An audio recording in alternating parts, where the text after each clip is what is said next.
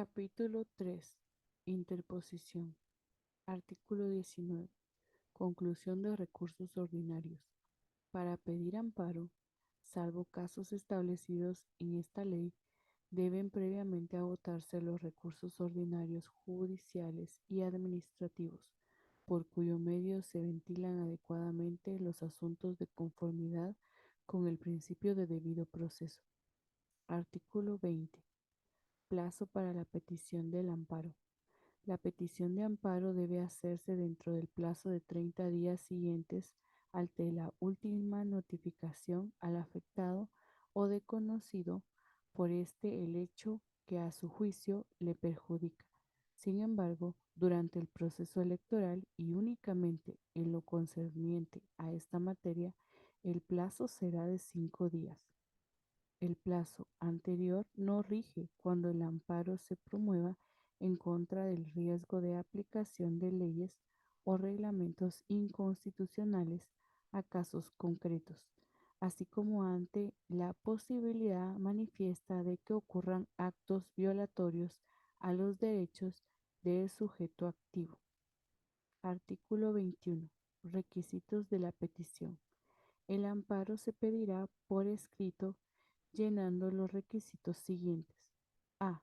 Designación del tribunal ante el que se presenta. B. Indicación de los nombres y apellidos del solicitante o de la persona que lo represente, su edad, estado civil, nacionalidad, profesión u oficio, domicilio y lugar para recibir notificaciones. Si se gestiona por otra persona, deberá acreditarse la representación. C. Cuando quien promueve el amparo sea una persona jurídica, deberán indicarse sucintamente los datos relativos a su existencia y personalidad jurídica. D. Especificación de la autoridad, funcionario, empleado, persona o entidad contra quien se interpone el amparo. E. Relación de los hechos que motivan el amparo. F. Indicación de las normas constitucionales de otra índole en que descansa la petición de amparo con las demás argumentaciones y planteamientos de derecho. G.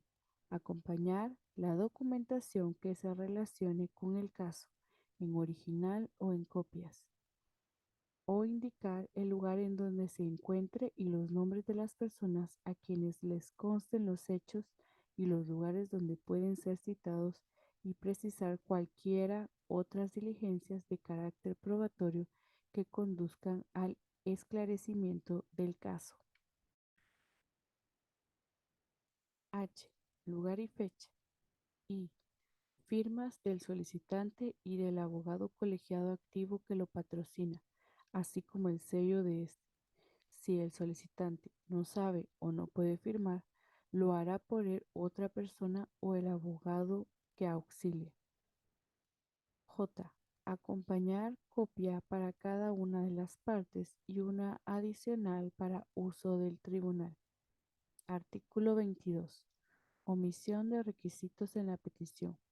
Cuando la persona que solicita un amparo haya omitido el señalamiento de uno o más requisitos en la interposición o sea defectuosa la personería, el tribunal que conozca del caso resolverá dándole trámite al amparo y ordenando al interponente cumplir con los requisitos faltantes dentro del término de 3 días, pero en lo posible no suspenderá el trámite.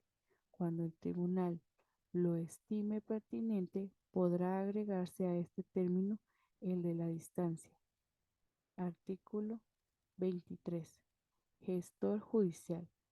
Solo los abogados colegiados y los parientes dentro de los grados de ley podrán actuar gestionando por el afectado y sin acreditar representación en forma cuando declaren que actúan por razones de urgencia para la debida protección de los intereses que les han sido encomendados.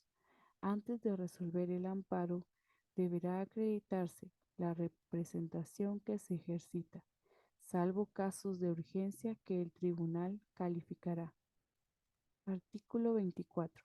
Petición de amparo provisional. En el memorial de interposición del amparo podrá solicitarse la suspensión provisional de la disposición, acto, resolución o procedimiento reclamado. Artículo 25. Legitimación activa del Ministerio Público y del Procurador de los Derechos Humanos. El Ministerio Público y el Procurador de los Derechos Humanos tienen legitimación activa para interponer amparo a efecto de proteger los intereses que les han sido encomendados. Artículo 26. Solicitud verbal.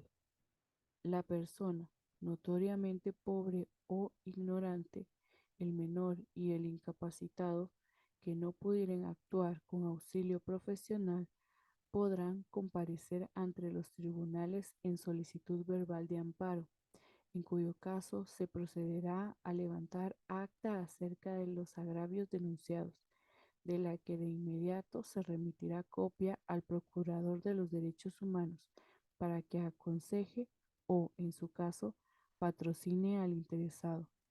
La negativa infundada a levantar el acta y remitir la copia a donde corresponda otorgará al reclamante la facultad de ocurrir verbalmente ante la Corte de Constitucionalidad, la que resolverá de inmediato lo pertinente.